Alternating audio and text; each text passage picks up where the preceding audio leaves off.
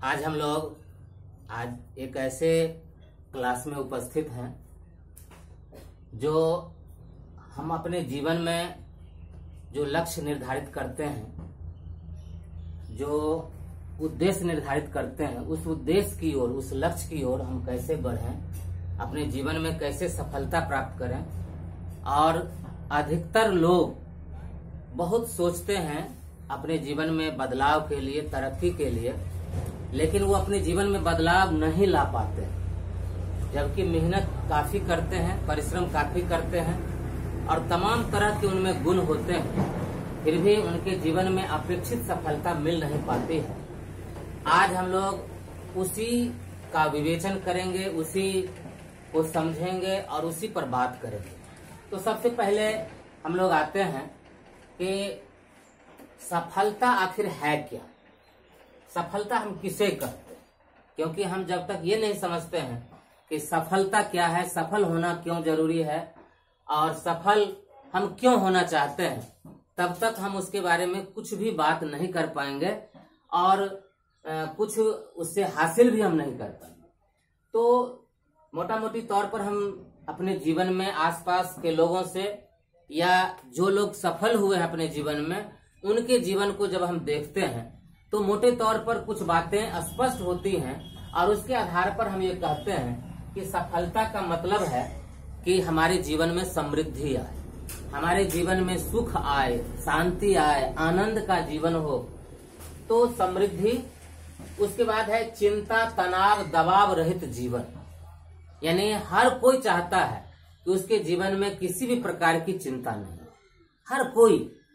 मतलब आज हम देखते हैं, इस दौर में देखते हैं कि पूरी दुनिया भाग दौड़ में लगी हुई। पूरी दुनिया में हम देखते हैं कि लोग जो है वो बेचैन है, तनाव में है, चिंता में, डिप्रेशन में। तो सफल हम इसलिए होना चाहते हैं कि हमारे जीवन में जो भाग दौड़ है, तनाव है, चिंता है, इससे कहीं न कहीं ऐसा लगता है कि कुछ कमी हमारे जीवन में रह गई है। तो उस कमी को हम दूर करना चाहते हैं, इसलिए सफल होना चाहते हैं। दूसरी बात है कि हर कोई आज चाहता है कि उसका व्यक्तित्व जो है उसके बारे में पूरी दुनिया के लोग जाने, यानी उसे दुनिया भर की प्रसिद्धि मिले। हर कोई चाहता है कि उसे मान सम्मान मिले और उसके बारे में लोग चर्चा करें, प्रशंसा करें उसकी। तो प्रसिद्धि, आत्म सम्मान युक्त जीवन चर्या, यानी कहने का मतलब है कि सफलता का हम सीधा आशय रख लेते हैं कि वैसा जीवन जिसमें मान सम्मान हो, आत्म सम्मान हो, सेल्फ रिस्पेक्ट हमारा जो है वो बचा हुआ रहे और हमारे चारों ओर लोग जो है रहें, घिरे रहें और हमको लोग अप्रिसिएट करते रहें। इस तरह का जो जीवन है उसकी हम कल्पना करते हैं और इसलिए हम सफल होना चाहते हैं, इसलिए हम आगे बढ़ना चाहते हैं। तो अब हम ये देखेंगे कि सफलता क्यों जरूरी है, क्योंकि यह एक ऐसा पक्ष है हम निर्धारित नहीं कर पाते हैं कि सफलता हमारे लिए क्यों जरूरी है। अब जैसे मान लीजिए कि एक किसान जो खेती गृहस्थी कर रहे हैं और उनको लगता है कि मैं जो कुछ कर रहा हूं वो ठीक ठाक है, सही है, तो उसमें उन्होंने कोई जो है मतलब आगे बढ़ने का उनके पास जो है कोई विजन नहीं, कोई जज्बा नहीं है, क्योंकि जो काम वो कर रहे हैं उसमें संतुष्ट है। तो कहने का मतलब है कि सफलता क्यों जरूरी है। सफलता इसलिए जरूरी है कि वो आदमी जिस स्थिति में है उस स्थिति से असंतुष्ट है, उस स्थिति से आगे बढ़ना चाहता है, उस स्थिति को पीछे धकेलना चाहता है और इसलिए सफलता के प्रति वह बिल्कुल जो है वह कटिबद्ध हो जाता है, कमिटमेंट के साथ हो जाता है। तो सफलता जो है क्यों जरूरी है, तो एक बेहतर और उत्कृष्ट परिवार, यानी कहने का मतलब कि आज जिस माहौल में हम रह रहे हैं, जिस पारिवारिक दशा में हम रह रहे हैं, उस पारिवारिक दशा से हम कहीं न कहीं संतुष्ट नहीं हैं और उसको हम आगे बढ़ाना चाहते हैं, एक बेहतर से उत्कृष्टता की ओर उसको ले जाना चाहते हैं, इसलिए सफलता जरूरी है। और दूसरी बात है समाज और दुनिया का एक तरह से कहा जाए कि एक बेहतर मतलब उसको बनाने के लिए कि जो समाज हमें मिला है उस समाज को और ज्यादा बेहतर हम बने। क्योंकि बहुत सारे ऐसे लोग होते हैं जिनके निजी जीवन की सफलता से ज्यादा जरूरी हो जाता है समाज एक बेहतर स्थिति में आए, देश एक बेहतर स्थिति में आए, राष्ट्र एक बेहतर स्थिति में आए। तो कहने का मतलब है कि वहां भी उन्होंने एक लक्ष्य निर्धारित किया है कि एक बेहतर समाज की रचना हम करें, बेहतर दुनिया की रचना करें, जिस समाज में हम जी सके, रह सके। अब है सफलता का आशय। सफलता क्या है इसको हमने समझ लिया, सफलता क्यों जरूरी है इसको हमने समझ लिया। अब सफलता का आशय क्या है, सफलता का मोटे तौर पर हम लोग क्या अर्थ लेते हैं। तो मोटे तौर पर हम सीधा साधा अर्थ लेते हैं कि हम कोई मंजिल जो निर्धारित अपने मन में कर लेते हैं उस मंजिल की ओर हम बढ़ते हैं और उस मंजिल की प्राप्ति जब हो जाती है तब हम कहते हैं कि वो सफल हो गया या मैं सफल हो गया। दूसरी बात है सफलता का दूसरा भी आशय कि अपने आप को पहचानना, हमारे अंदर जो क्षमता है। क्योंकि क्या होता है कि हम सब कुछ तो देखते हैं, सब कुछ तो समझते हैं, लेकिन अपने अंदर की क्षमता को समझ नहीं पाते। अपने जीवन में हम अपने अंदर की क्षमता को परखें, अपने अंदर की क्षमता को पहचानें और उस क्षमता का विकास कैसे हो सकता है, उसमें परिष्कार कैसे हो सकता है, उसमें नए नए गुण कैसे आ सकते हैं और हमारे अंदर जो अवगुण है धीरे धीरे उसको दूर हम कैसे कर सकते हैं। तो इस तरफ से भी अगर हम बढ़ते हैं तो उसको भी एक सफलता के आयाम में गिना जाता है। तो अपने को पहचानना और निखारना। और दूसरी बात है कि जब हम अपने को पहचानते हैं, निखारते हैं, तो निश्चित रूप से हम दूसरों के काबिल बनने की कोशिश करते हैं। अब यहाँ तीसरा हमारा है बिंदु कि दूसरों के काबिल बनना। अब यह सोचने की बात है कि बहुत सारे हमारे जो साथी हैं, बहुत सारे लोग हैं जो ये पूछ सकते हैं कि दूसरों के काबिल बनने को हम सफलता कैसे कह सकते हैं। आज उदाहरण के लिए प्रसिद्धि किसे मिलती है, अगर हम गौर से ध्यान दें तो प्रसिद्धि उसे ही मिलती है जिसे लोग जो है उसके गुण से प्रभावित होते हैं या उसके अनुसार उसके जैसा बनना चाहते हैं या उनसे काम किसी का बनता है, उसी को लोग प्रशंसा करते हैं और उसी के बारे में दूसरों को बताते हैं। तो जब तक हम अपने आप को दूसरों के काबिल नहीं बनाते हैं तब तक हम सफल कभी भी नहीं कहे जा सकते हैं। आज दुनिया के जो सबसे बेहतरीन गायक हैं वो इसलिए प्रशंसनीय हैं क्योंकि उनकी गायकी से लाखों लोगों का मन शांत होता है, हृदय प्रफुल्लित होता है, यानी दूसरों के काबिल उन्होंने अपने गीत को बनाया। आज किसी साहित्यकार को लोग इसलिए प्रशंसा करते हैं कि उनकी रचनाओं को पढ़ने के बाद लोगों को ऐसा लगता है जैसे उनके हृदय की वाणी, उनके हृदय के उद्गार, उनके हृदय की अभिव्यक्ति। तो उस रचनाकार ने अपनी रचना को दूसरों के काबिल बनाया। अब कोई एक्टर है, वो एक्टिंग करते हैं तो उनकी एक्टिंग की प्रशंसा इसलिए लोग करते हैं कि लोगों को लगता है कि यह अभिनेता जो है उनके जीवन को दिखाते हैं, उनके जीवन की बात करते हैं, उनके अंदर जो दर्द है उस दर्द को पर्दे पर जीते हैं। और जो अभिनेता सामान्य लोगों के जीवन को आत्मसात कर लेते हैं वही ज्यादा प्रशंसनीय होते हैं।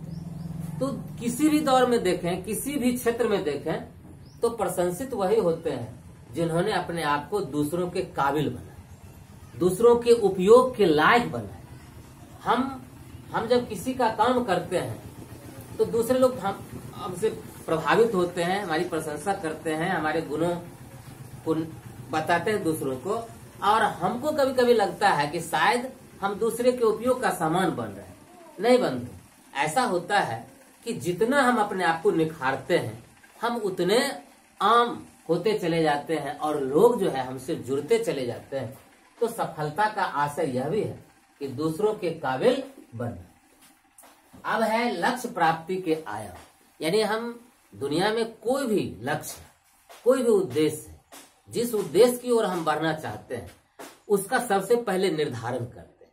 और निर्धारण करने में कुछ बातें जरूरी हैं जिसको हम सोचते हैं कि हम उसकी ओर मतलब बढ़ सकते हैं या नहीं बढ़ सकते हैं। मसलन के लिए जैसे मान लीजिए मेरे अंदर गायकी का गुण है, मेरा स्वर अच्छा है और मुझे गाना पसंद भी है, तो हम अपना लक्ष्य चुन सकते हैं कि मैं भविष्य में गायक बनना चाहता हूं।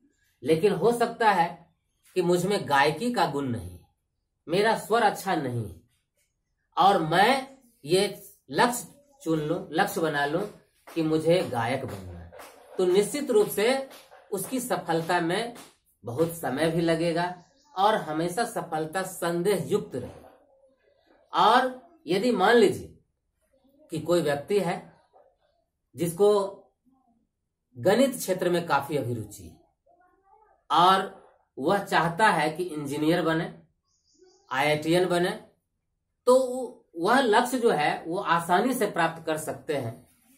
लेकिन अगर किन्हीं को हिंदी साहित्य से अभिरुचि है लेकिन उन्होंने लक्ष्य बना लिया कि इंजीनियर वो बनेंगे, तब उनका लक्ष्य तक पहुंचने में काफी मुश्किलों का सामना उन्हें करना पड़ सकता है।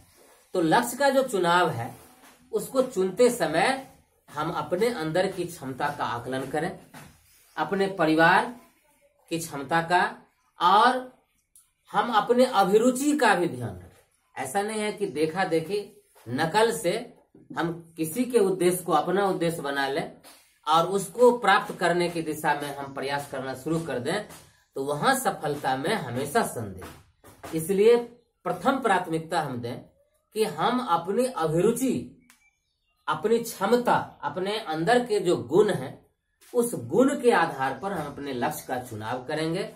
और लक्ष्य का जब एक बार चुनाव हम कर लेते हैं उसके बाद हम उसके जो कुछ स्टेप्स हैं उसकी ओर हम बढ़ते हैं।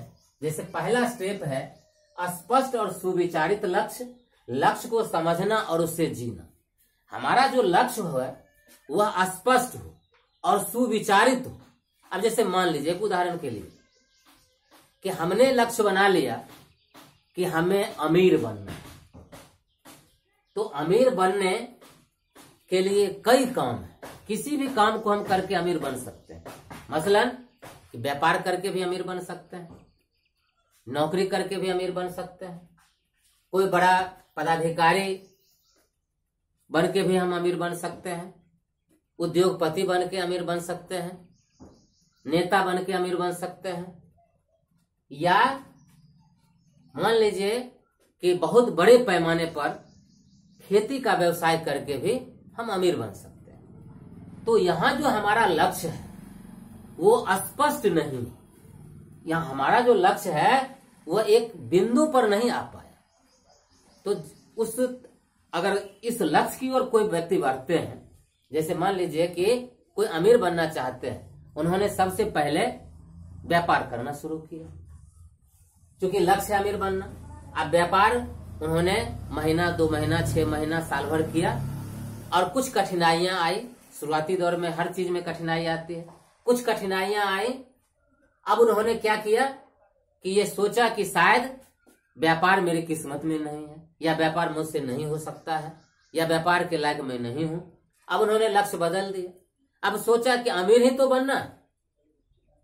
ऐसा करते हैं कि बड़े पैमाने पर खेती कर लेते हैं, सब्जी की खेती उगा लेते हैं या कोई नकदी फसल उगा लेते हैं। अब उन्होंने जोर शोर से खेत लिया, ठेका लिया, पट्टा में खेत लिया और खेती करना शुरू कर दी। 1-2 फसल खेती करने के बाद खेती भी उनके लिए कठिन मालूम हुआ, फिर खेती को छोड़ दिया। अब तैयारी में लग गए, अब उनको पदाधिकारी बनना है। क्योंकि लक्ष्य उन्होंने रखा अमीर बनना, तो पदाधिकारी बनने के बाद भी अमीर बन सकते हैं। अब पदाधिकारी बनने की तैयारी करने लगे, साल भर तैयारी किए, फिर उनको कठिन लगा, फिर उन्होंने चेंज कर लिया। इस तरह से क्या होता है कि लक्ष्य हमारा जब सुविचारित नहीं है और फोकस्ड नहीं, एक बिंदु पर केंद्रित नहीं है, तो हम भटक सकते हैं और भटकाव आ सकता है। साथियों, ऐसा है अभी के दौर में कि लगभग लोग जो है इसी बीमारी से ग्रसित है, इसी से परेशान, क्योंकि उन्होंने अपने लक्ष्य को केंद्रित नहीं किया। अब जैसे मान लीजिए किसी को प्रसिद्ध होना है, उनका लक्ष्य है कि मुझको जीवन में प्रसिद्ध होना। अब प्रसिद्ध कई तरीके से हो सकते हैं, गायक बन के हो सकते हैं, एक्टर बन के हो सकते हैं, टीचर बन के हो सकते हैं, प्रोफेसर बन के हो सकते हैं, पदाधिकारी बन के हो सकते हैं, साहित्यकार बन के हो सकते हैं। ये सारे चीज हैं जो प्रसिद्ध होने के उपाय। अब पहले उन्होंने आजमाया किस्मत साहित्यकार के लिए, 2-4 कविताएं लिखी, उनकी कविताएं लिखी तो सही, लेकिन उनकी प्रसिद्धि उतनी नहीं मिली। अब उस कविता को लिखना उन्होंने छोड़ दिया, गायकी क्षेत्र में उतर गए, गाना शुरू कर दिया, 2-4-10 गीत गाया। उसके बाद उनको लगा कि इसमें भी प्रसिद्धि नहीं मिल पाएगी, तीसरा क्षेत्र चुना। वहां भी यही बात कि उन्होंने अपने लक्ष्य को टारगेटेड नहीं किया। तो यहाँ साथियों जरूरत है कि अपने लक्ष्य को पहले पहचाने, और लक्ष्य को पहचानने के बाद एक फोकस पर आना कि किस क्षेत्र को हमको चुनना है, और उस क्षेत्र में भी हमको किसी खास स्पेशल चीज पर ही फोकस अपने आप को करना। तो यही चीज है, लक्ष्य को समझना और उससे जीना। अब जैसे मान लिया किसी ने लक्ष्य बना लिया कि डॉक्टर बनना। अब डॉक्टर बनने का जो लक्ष्य है तो हम तो निर्धारित कर लिए, लेकिन हम डॉक्टर का जो जीवनचर्या है उसको देखना हम शुरू नहीं किए, और उसका जो जीवनचर्या है उसके जीवनचर्या से हमारा जीवनचर्या मिल ही नहीं रहा है। अब एक डॉक्टर की कल्पना करें, सवेरे उठते हैं, किस तरह से तैयार होते हैं और उसके बाद अपने काम में वो लग जाते हैं, पेशेंट के साथ वो ट्रीटमेंट में लग जाते हैं, और किस तरह से उनका जो व्यस्त शेड्यूल है वो चलता रहता है, रात तक चलता है। तो इसी तरह से अगर कोई स्टूडेंट अपने आप को डॉक्टर की जिंदगी जीना शुरू कर दे, उसी तरह के रूटीन में अपनी पढ़ाई को शुरू कर दे, तो निश्चित रूप से एक समय ऐसा आएगा कि वो डॉक्टर बिल्कुल बनने के कगार पर पहुंच जाएगा, डॉक्टर बन जाएगा। इसी तरह से किसी ने अपने लक्ष्य को चुना कि मुझे आईएएस बनना है। अब आईएएस का जो जिंदगी है, उसका जो रूटीन है, उस रूटीन को, उस जिंदगी को वो जीना शुरू कर दे, तो निसंदेह उस व्यक्ति को सफलता मिलेगी।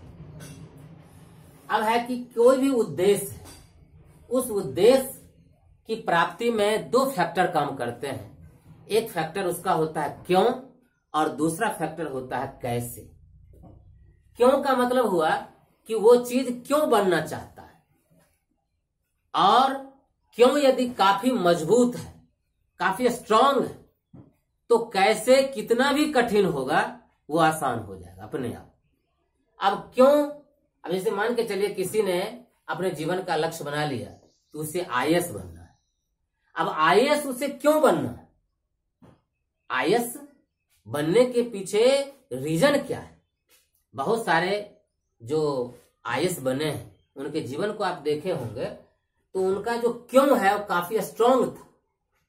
किसी ने अपने पिताजी की स्थिति को देखा, उनकी कल्पना को देखा, उनके सपने को देखा, और उनके मन में, उस युवक के मन में ठन गई कि मैं अपने पिताजी की जो आर्थिक स्थिति है उसको दूर करने के लिए मैं आईएएस बनूंगा। क्योंकि मेरे पिताजी का सपना है, उस सपना को जीने के लिए मैं आईएएस बनूंगा। कभी किसी युवक को आप लोगों ने देखा होगा कि वो अपने अंदर एक दृढ़ स्वरूप में क्यों का बीज जो है रोप देते हैं। अब जैसे मान लीजिए कि हम अपने अंदर क्यों का बीज किस तरह से उगा सकते हैं, या किस तरह से हम अपने बच्चों को क्यों का बीज दे सकते हैं। अब उसके लिए है कि यह क्यों जो है उन्हीं लोगों के हृदय में स्वरूप धारण करता है जिनके पास संवेदनशीलता होती है। अब जैसे मान लीजिए उसके पिताजी कहीं जा रहे हैं, या वही युवक कहीं जा रहा है और किसी ने ताना मार दिया कि उसके पिताजी ही किसी पदाधिकारी से अपमानित हो, वो लड़का देखता है और मन में ठान लेता है कि मैं भी ये पदाधिकारी बन के दिखाऊंगा। उसी दिन से उसके दिमाग में ये क्यों का बीज धारण कर लेता है। या किसी युवक ने देखा कि कोई कलेक्टर साहब आए, कोई एसपी साहब आए, कितनी मतलब इज्जत है, कितनी शान से वो आते हैं और किस तरह से लोग आगे पीछे उनके करते हैं, और इस चीज को देख करके अभिभूत होते हैं। या किसी पत्रिका में इंटरव्यू को उन्होंने पढ़ा, उनके जीवन की कठिनाइयों के बारे में पढ़ा, और इसके बाद अपने जीवन की कठिनाई से वो मिलाता है। उसको लगता है कि यही तो मेरे जीवन में भी है, और ये जब बन गए तो मैं भी बन सकता हूं। तो वहां भी क्यों का बीज जो है वो जम जाता है। और क्यों का बीज उसी के हृदय में जमता है जिसमें स्वाभिमान है, जिसमें संवेदनशीलता है, जिसमें लगनशीलता है, जिसमें धैर्य है, जिसमें शिष्टाचार है, जिसमें चारित्रिक गुण है, जिसमें नैतिकता है। ये सारे अच्छे अच्छे गुण जिनके हृदय में हैं, उनके हृदय में यह क्यों का बीज जो है बड़ी आसानी से जम जाता है। आप देखेंगे कि बहुत सारे लोग हैं जो एक बार डिटरमाइंड होते हैं कि मुझको ये बनना, लेकिन उनका डिटर्मिनेशन बार बार टूट जाता है। वो बार बार अपने लक्ष्य से भ्रमित हो जाते हैं, क्योंकि उनके अंदर जो क्यों का बीज है वो सही रूप से धारण नहीं किया है। तो क्यों का बीज हम अपने अंदर धारण करें, और जब क्यों मजबूत हो जाएगा, यही सफलता का आधार है। और फिर कैसे की बात आती है, यानी हम कैसे बने, अपने लक्ष्य तक हम कैसे पहुंचे, इसकी बात बाद में आती है। और जब क्यों मजबूत है तो कैसे कितना भी कठिन क्यों न, साधन कितना भी कठिन क्यों न, यदि दिल्ली पहुंचना हमारे लिए बहुत जरूरी, एकदम इमरजेंसी है, तो चाहे जैसे भी हो, चाहे टेम्पो पकड़ के हो, साइकिल से हो, मोटरसाइकिल से हो, जीप से हो, कार से हो, ट्रेन से हो, पैदल हो, जैसे भी हो, लेकिन लोग दिल्ली पहुंच ही जाते हैं। तो क्यों हमारा बिल्कुल स्ट्रांग हो, और कैसे हम आसानी से हासिल कर सकते हैं। और कैसे जब हम हासिल करना चाहेंगे तो उसमें भी कभी कभी कुछ रुकावटें आती हैं, और संक्षेप में हम उन रुकावटों की चर्चा भी कर लेना चाहेंगे। ये रुकावटें किस तरह से आती हैं और किस तरह से हमें प्रभावित करती हैं। कैसे में, जैसे लक्ष्य प्राप्ति हेतु योजना निर्माण। कोई भी लक्ष्य है, उसकी प्राप्ति में जब तक हम योजना नहीं बनाएंगे तब तक उसकी प्राप्ति नहीं होगी। चरणबद्ध योजना हम बनाते हैं। हम एक, अब जैसे मान लीजिए कि आईएएस बनने का हमारा लक्ष्य है, और एक योजना हम बनाते हैं कि किस स्टेप से, किस योजना से, किस कैटेगरी से कौन सा विषय लेंगे, कितने घंटे की पढ़ाई करेंगे, और मतलब उसके लिए स्टेप बाय स्टेप हमारा किस तरह से विकास हो सकता है। तो वो एक स्टेप हम बनाते हैं। तो योजनाबद्ध तैयारी। उसके बाद है कीमत चुकाने की तैयारी। कोई भी लक्ष्य है, जितना बड़ा लक्ष्य हम अपने लिए निर्धारित करते हैं, उसकी कीमत उतनी ज्यादा होती है। यानी कहने का मतलब है कि हम अपने आप को इस बात के लिए तैयार रखें कि उस विशाल लक्ष्य के लिए जो हमें कीमत चुकानी है, उस कीमत को हम निश्चित रूप से चुकाएंगे, तभी वो लक्ष्य की प्राप्ति हम कर सकते हैं। उसके बाद है सफलता हासिल करने तक दबाव झेलने की आदत। यानी जब एक बार हम मंजिल निर्धारित कर लेते हैं तो उसमें कुछ समय लगता है, और समय लगता है तो निश्चित रूप से आपके परिवार में, आपके समाज में, आपके मित्र मंडली में एक दबाव बनने लगता है कि ये चीज तुमको कब मिलेगा, कब तुम्हें सफलता मिलेगी, कब तुम कम्पीट करोगे, कब तुम्हें ये मिलेगा, कब वो मिलेगा। एक तरह का दबाव होता है। तो दबाव झेलने की जो क्षमता है अपने आप में डेवलप करें।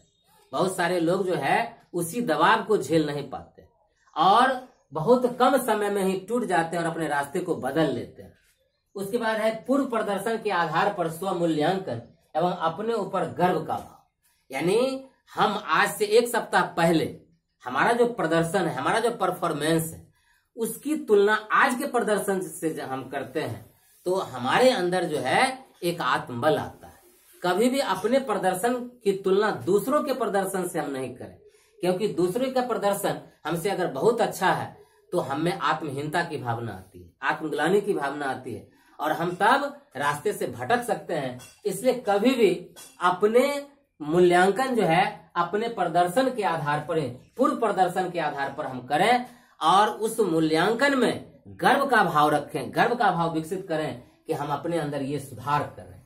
सकारात्मक अभिवृत्ति, कोई भी काम दुनिया में है, जब तक पॉजिटिव एटीट्यूड नहीं रहेगा, किसी भी घटना के दो पक्ष होते हैं, नकारात्मक और सकारात्मक। सकारात्मक पक्ष को जब लेके हम आगे बढ़ते हैं तो हम सफलता के रास्ते पर होते हैं और नकारात्मक पक्ष को लेकर आगे बढ़ते हैं तो हम सफलता के रास्ते को छोड़ देते हैं। उसके बाद आई कैन डू इट का भाव, हर हमेशा हम ये सोचें कि मुझ में ऐसी क्षमता है, मैं ये काम कर सकता हूँ, मैं ये काम कर सकता हूँ।